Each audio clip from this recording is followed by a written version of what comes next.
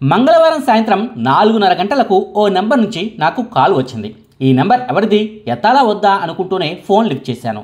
నేను సింగర్ కల్పన భర్తను. ఇంట్లో తను అపస్మారక స్థితిలో ఉంది. కాస్త హెల్ప్ కావాలి అని ఆయన అడిగారు.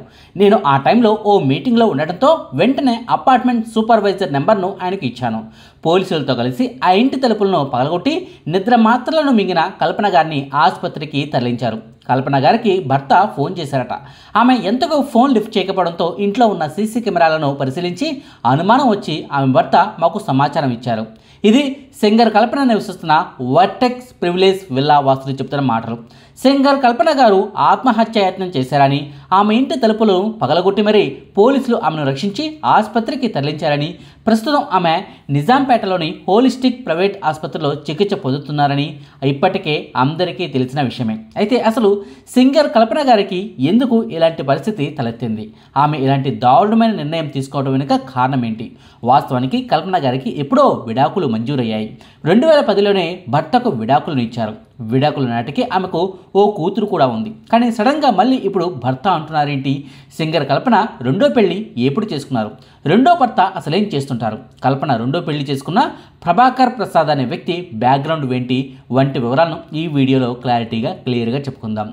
దూరపు కొండలో నునుపు అనే ఓ తెలుగు సామెతను మీరు వినే ఉంటారు. అంటే ఎదుటి వారిని చూసి అబ్బా వాళ్ళకెంత డబ్బు ఉందో, వాళ్ళు ఎంత లగ్జరీగా బతుకుతున్నారో, వాళ్ళలా ఒక్కరోజైనా బతికితే చాలు, అలాంటి సెలబ్రిటీ స్టేటస్ మనకు ఎప్పుడు వస్తుందో, వాళ్ళు ఎంత అదృష్టవంతులో అంటూ ఎదుటి వారిని చూసి అందరూ అనుకునే మాటలే. కానీ వాళ్ళ జీవితాల్లోనూ కష్టాలు ఉంటాయని, అవి వాళ్ళ మనసు లోతుల్లోకి వెళ్ళి చూస్తేనే తెలుస్తాయని, కనిపించేదంతా మెరుపు కాదని, ఆ మెరుపు వనక కనిపించని మరకలు ఎన్నో ఉన్నాయని చెప్పడానికి దూరపు కొండలు నునుపు అనే ఆ సామెతను వాడుతూ ఉంటారు. సింగర్ కల్పన గారి జీవితాన్ని చూస్తుంటే నాకు ఆ సామెతే గుర్తుకొస్తుంది. ఇది నేను ఆమెను అవమానిస్తూ హేళన చేస్తూ అంటున్న మాటలు కాదు. ఆమె జీవితాంతం ప్రతినిత్యం కష్టాలు పడుతూనే ఉన్నారు. పైకి నవ్వుతూ కనిపిస్తారు, పాటలు పాడుతూ అందరిలోనూ జోష్ను తెప్పిస్తారు. కానీ ఆమె నిజ జీవితంలో మాత్రం కష్టాలు పడుతూనే ఉన్నారు. చిన్నతనంలో అసలు బాల్యాన్ని ఆస్వాదించలేదు. తెలిసి తెలియని వయసులోనే సినీ ఇండస్ట్రీలోకి ఆమె అడుగుపెట్టారు. బాలనటిగా సినిమాల్లో నటించారు. సింగర్ కల్పన గారు సనాతన బ్రాహ్మణ కుటుంబంలో పుట్టి పెరిగారు. తండ్రి పేరు టిఎస్ రాఘవేంద్ర. నేపథ్య గాయకుడిగా ఆయనకు మంచి పేరు ప్రఖ్యాతులు ఉన్నాయి. తల్లి పేరు సులోచన, ఆమె కూడా ఓ గాయకురాలు. కల్పన గారికి ఓ చెల్లి కూడా ఉంది. ఆమె పేరు ప్రసన్న రాఘవేంద్ర.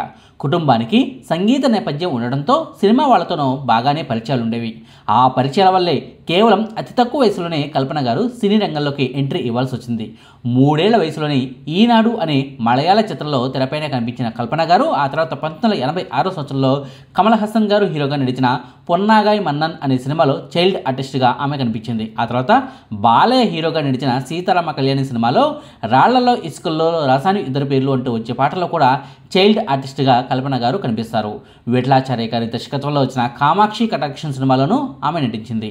ఇలా మొత్తం మీద తెలుగు, తమిళ్, మలయాళ, కన్నడ సినిమాల్లో దాదాపుగా 30 సినిమాల్లో చైల్డ్ ఆర్టిస్టుగా కల్పన నటించింది.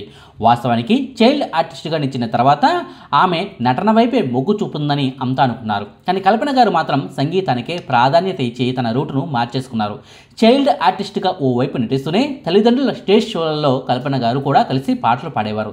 తల్లిదండ్రులు ఇద్దరూ స్టేజ్ సింగర్లే కావడంతో వారితో కలిసి 6-7 ఏళ్ల వయసులోనే కల్పన గారు ఏమాత్రం బెరుకు లేకుండా పాటలు పాడి అందరినీ ఆశ్చర్యపరిచేది. సినిమాల్లో వరుసగా ఆఫర్లు వస్తున్నా సినిమాల షూటింగుల్లో వాడి లైటింగ్ ఆమెను తెగ ఇబ్బంది పెట్టడంతో నేను సినిమాల్లో నటించినట్టు తల్లిదండ్రుల వద్ద బెట్టు చేసి మరీ తన పంతాన్ని నెగ్గించుకుంది. పాటలు పాడటాన్ని తన ఏకైక లక్ష్యంగా పెట్టుకుంది. అలా కల్పన గారు నటిగా కెరీర్కు గుడ్ బై చెప్పారన్నమాట. 6-7 ఏళ్ల వయసు నుంచే పాటలు పాడటం మొదలుపెట్టిన కల్పన గారి జీవితంలో, సంగీత జీవితంలో ఎన్నో మైలురాళ్లు, ఇంకెన్నో రికార్డులు, మరెన్నో ఘనతలు. సంగీత ప్రపంచంలో కల్పన గారికి రాక్షసి అనే పేరును పెట్టారు. ఆ పేరును ఎందుకు పెట్టారో తెలుసా? మీరు ఎంత కష్టమైన చరణాలతో ఉన్న పాటనైనా ఇవ్వండి, అవలీలగా ఆమె పాడేయగలరు. ఎలాంటి కష్టమైన పాటను అయినా సరే అలవోకగా పాడే సత్తా ఉన్న ఏకైక గాయని ఆమె అన్నది సినీ ఇండస్ట్రీ చెప్పుకునే మాట. అందుకే కల్పన గారిని రాక్షసి అని అంతా ముద్దుగా పిలుచుకుంటూ ఉంటారు. 13 ఏళ్ల వయసులోనే సింగర్గా పాటలు పాడటం మొదలుపెట్టిన ఆమె ఇప్పటివరకు 3000కు పైగా పాటలను పాడారు. ఇక స్టేజ్ షోల గురించి అయితే చెప్పాల్సిన పనే లేదు. తెలుగు, తమిళ, కన్నడ, మలయాళ భాషల్లోనూ ఆమె ఎక్కువగా పాటలు పాడారు. పరభాషా సాహిత్యం గురించి తెలుసుకోవాలంటూ స్పానిష్, జర్మన్, ఇటాలియన్, అరబిక్ వంటి విదేశీ భాషలను కూడా ఆమె నేర్చుకోవడం గమనార్హం. ఎంఎస్ విశ్వనాథన్ గారు, ఇళయరాజా గారు, ఏఆర్ రెహమాన్ గారు, కేవి మహదేవన్ గారు, ఎస్పి బాలసుబ్రహ్మణ్యం గారు, కేఎస్ సుచిత్ర గారు వంటి ఎందరో ప్రముఖులతో గొప్ప గొప్ప వారితోనూ కలిసి కల్పన గారు పనిచేశారు. పాటలను పాడారు. టీవీ షోల ద్వారా, సినిమాల్లో పాటల ద్వారా ఇప్పటికీ తెలుగు సినీ ప్రియులతో టచ్లోనే ఉన్న కల్పన గారి వ్యక్తిగత జీవితం మాత్రం ఏమాత్రం సాఫీగా లేనేలేదు. కల్పన గారు 1980 సంవత్సరం మే 8వ తారీఖున జన్మించారు. 25 ఏళ్ల వయసులోనే ఆమెకు పెళ్ళయింది. అయితే పెళ్ళయి ఓ పాప కూడా పుట్టిన 3-4 ఏళ్లకే ఆమె వైవాహిక జీవితంలో కలతలు మొదలయ్యాయి. 2010వ సంవత్సరంలోనే భర్తకు కల్పన గారు విడాకులు ఇచ్చారు. పరస్పర అంగీకారంతోనే ఆ విడాకులు మంజూరయ్యాయి అన్నది వాస్తవం. ప్రతిరోజు భర్త వల్ల నరకం అనుభవించే కంటే కూతురు భవిష్యత్తు కోసం విడిపోవడమే బెటర్ అని మొదట్లో కల్పన గారు అనుకున్న రోజులు గడిచే కొద్దీ ఆమెలోని ఆత్మస్థైర్యం సన్నగిలింది. ఆ టైంలో పాటలు పాడటానికి ఛాన్సులు కూడా పెద్దగా రాకపోవడంతో కూతురు భవిష్యత్తు గురించి తెగ బెంగపడింది. చివరకు ఆత్మహత్యే శరణ్యమని భావించి ఆ దిశగా కూడా ప్రయత్నించింది. ఆ టైంలోనే సింగర్ చిత్రమ్మ ఆమె లైఫ్ను మరో మలుపు తిప్పారు. నువ్వు ఆత్మహత్య చేసుకోవడానికే పుట్టావా? నీకు జీవితంలో నిజంగా పోరాడాలని ఉంటే ప్రయత్నించు. జీవితాంతం ప్రయత్నిస్తూనే ఉండు. అవకాశాలు మనల్ని వెతుక్కుంటూ రావు, మనమే అవకాశాలను వెతుక్కుంటూ వెళ్ళాలి. మలయాళంలో స్టార్ సింగర్స్ పోటీ జరుగుతుంది. నీ శక్తి మేర ప్రయత్నించు, తప్పకుండా విజయం సాధిస్తావు. నీ కూతురు కోసమైనా నువ్వు బతకాలంటూ చిత్రమ్మ గారు హితబోధ చేయటం వల్లే ఈరోజు కల్పన గారు ఇంకా బతికి ఉన్నారన్నది వాస్తవం. అప్పటికి ఆమెకు అసలు మలయాళం రానే రాదు. అయినా సరే ఆ పోటీల్లో పాల్గొన్నారు. కసితో ఆ పోటీల్లో పాల్గొన్నారు. ఆ పోటీల్లో గెలిస్తే ₹1 కోటి విలువైన విల్లాను ఇస్తామన్నారు. ఆ విల్లాను దక్కించుకుంటేనే నా జీవితమే మారిపోతుందన్న కసితో ఆమె పాడటం వల్లే ఆ పోటీల్లో ఆమె గెలిచారు, విజేతగా నిలిచారు. ఇక అక్కడి నుంచి కల్పన కెరీర్ మళ్ళీ ఊపందుకుంది. 2021 సంవత్సరంలో కల్పన గారి పేరు మళ్ళీ వార్తల్లోకి ఎక్కింది. సింగర్గా ఆమె యమ బిజీ కదా, అటు ఇటు తిరుగుతూనే ఉండాలి. ఇంటి పట్టున ఉండే టైం కూడా ఆమెకు ఉండదు. అందుకనే తన 15 ఏళ్ల కూతురిని ఆమె సోదరి ఇంట్లో ఉంచిందట. అయితే కొద్ది రోజుల తర్వాత ఆ కూతురు తనతో చెప్పిన విషయాలు విని నివ్వెరపోయిన కల్పన గారు తన చెల్లి భర్తపైనే కేసు పెట్టారు. ఆ కేసు విషయంలో న్యాయ పోరాటం చేస్తూ ఉన్నారు. ఆ తర్వాత ఆ కేసు ఏమైందన్నది మాత్రం ఇప్పటికీ తెలియలేదు. ఆ వార్తలు కూడా బయటకు రాలేదు. తాజాగా ఆమె మరోసారి ఆత్మహత్యాయత్నం చేయడంతో మళ్ళీ ఆమె గురించి ఎన్నో రకాల వార్తలు షికారులు చేస్తున్నాయి. అయితే కల్పన గారు 2010లోనే భర్తకు విడాకులు ఇచ్చారన్న సంగతి అందరికీ తెలుసు. కానీ ఆమె మరో పెళ్లి చేసుకున్నారన్న విషయం మాత్రం ఎవ్వరికీ తెలియదు. సినీ ఇండస్ట్రీలోని వారికి కూడా ఈ విషయం మెజారిటీ మందికి తెలియదు. ఆమె వాస్తవానికి బ్రాహ్మణ కుటుంబంలో పుట్టిన ఆ తర్వాత క్రైస్తవ మతంలోకి మారింది. బహుశా మొదటి భర్తకు విడాకులు ఇచ్చిన తర్వాత కష్టకాలంలో ఉన్న సమయంలోనే ఆమె మతం మారి ఉండవచ్చు. ఆ తర్వాత కొన్నాళ్ళకే కేరళ రాష్ట్రానికి చెందిన ప్రభాకర్ ప్రసాద్ అనే వ్యక్తిని రెండో పెళ్లి చేసుకున్నారు. ఆయన ఓ పాస్టర్. ఎక్కువగా చెన్నైలోనూ కేరళలోనూ ఉంటుంటారు. రెండో భర్త ద్వారా కల్పన గారికి మరో 2 ఆడపిల్లలు పుట్టారు. అంటే కల్పన గారికి మొత్తం 3 పిల్లలన్నమాట. ఈ విషయాన్ని కల్పన గారే స్వయంగా ఓ ఇంటర్వ్యూలో చెప్పుకొచ్చారు. నాకు 3 అమ్మాయిలు. ఓ అమ్మాయి భరతనాట్యం చేస్తోంది, పెద్దమ్మాయి పాడుతోంది. చదువును బలవంతంగా రుద్దొచ్చు కానీ కళను మాత్రం బలవంతంగా చేయించలేము. నాలాగా వాళ్లకు కూడా సంగీతం రావాలని నేను కోరుకోను. వాళ్ళంతటా వాళ్లే నేర్చుకోవాలంటూ ఓ ఇంటర్వ్యూలో కల్పన గారే వ్యాఖ్యానించారు.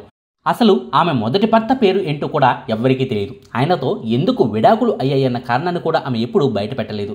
కష్టాలు పడ్డానంటూ ఆమె చెప్పుకొస్తుంటారు కానీ ఆ మొదటి భర్త ఎలా కష్టపెట్టాడు, ఏం చేస్తే ఆమె విడాకులు తీసుకున్నారన్న విషయాన్ని మాత్రం ఆమె ఎప్పుడు ఎక్కడా చెప్పలేదు. ఇక రెండో పెళ్లి ఎప్పుడు చేసుకున్నారు, ఎవరిని చేసుకున్నారన్న విషయాన్ని కూడా ఆమె ఎన్నాళ్ళు సీక్రెట్గానే దాచిపెట్టారు. రెండో భర్తకు సంబంధించిన ఒక్కటంటే ఒక్క ఫోటో కూడా ఆమె ఇప్పటి వరకు బయటకు పెట్టలేదు. కనీసం ఆమె సోషల్ మీడియా హ్యాండిల్స్లో అయినా సరే రెండో భర్త ఫోటోలను ఆమె ఎప్పుడూ పోస్ట్ చేయలేదు. ఆమె ఈ విషయాన్ని ఎందుకు దాచారన్నది మాత్రం ఆమెకి తెలియాలి. బహుశా ఆ రెండో భర్త వ్యక్తిగత గోప్యతకు భంగం కలగకుండా ఉండేందుకే ఆమె ఈ పని చేసి ఉండవచ్చు. అయితే సడన్గా ఆమె ఇలా ఓ దారుణ నిర్ణయం తీసుకోవడంతో సినీ ఇండస్ట్రీ అంతా ఉలిక్కిపడింది. ఆమె ఎందుకు ఇలా చేసిందన్నది ఎవ్వరికీ అంతు చెక్కకుండా పోతుంది. రెండో భర్తతో ఏమైనా గొడవలు ఉన్నాయా అన్న వివరాల గురించి పోలీసులు ప్రస్తుతం ఆరా తీస్తున్నారు. కానీ వాస్తవంగా భర్తతో అంటే రెండో భర్తతో నిజంగానే గొడవలు ఉంటే ఆ భర్తే స్వయంగా ఫోన్ చేసి మరీ నా భార్య ఆపదలో ఉంది, అపస్మారక స్థితిలో ఉంది అంటూ పక్కింటి వాళ్ళకు ఫోన్ చేసి చెప్పరు కదా. సో రెండో భర్తతో గొడవలు ఉన్నా కానీ ఆ గొడవల వల్ల ఈమె ఈ నిర్ణయం తీసుకుని ఉండకపోవచ్చు. ఆమెకు 3 కూతుళ్ళు ఉన్నా ఆ 3 కూతుళ్లలో ఒక్కరు కూడా ఆమె వద్ద ఉండటం లేదన్నది ఆ విల్లాలోని జనాలు చెప్తున్న మాటలు. ఆమె కూతుళ్లను మేము ఎప్పుడూ చూడలేదంటూ వాళ్ళు చెప్తున్న మాటలను వింటుంటే కూతుళ్లతో ఆమెకు సన్నిహిత సంబంధాలు లేవా అన్న అనుమానాలు కూడా వస్తున్నాయి. ఒకవేళ ఆ విషయంలో ఏమైనా ఆమె మనస్తాపం చెంది ఉంటుందా అన్న కోణాన్ని కూడా పరిశీలించాల్సి ఉంటుంది. అయితే ప్రస్తుతానికి పెను ప్రమాదం అయితే తప్పింది కాబట్టి ఆమెకు ఆసుపత్రిలో ట్రీట్మెంట్ జరుగుతుంది కాబట్టి అసలు నిజం ఏమిటన్నది ఆమె కోలుకున్న తర్వాత తప్పకుండా బయటపడుతుంది. చూడాలి మరి ఈ కల్పన గారి కేసు విషయంలో చివరకు ఏం జరుగుతుందో అన్నది. ఆమె ఈ నిర్ణయం తీసుకోవడానికి కారణం ఏమిటన్నది ఆమె రెండో భర్త అయినా చెప్తారో లేదో అన్నది. ఇదండి సింగర్ కల్పన గారి గురించిన వివరాలు. మీకు ఈ వీడియో నచ్చితే లైక్ చేయండి, షేర్ చేయండి. మరిన్ని ఆసక్తికరమైన వీడియోల కోసం మా కొత్త ముచ్చట ఛానల్ను సబ్స్క్రైబ్ చేయడం మాత్రం మర్చిపోకండి. Thank you.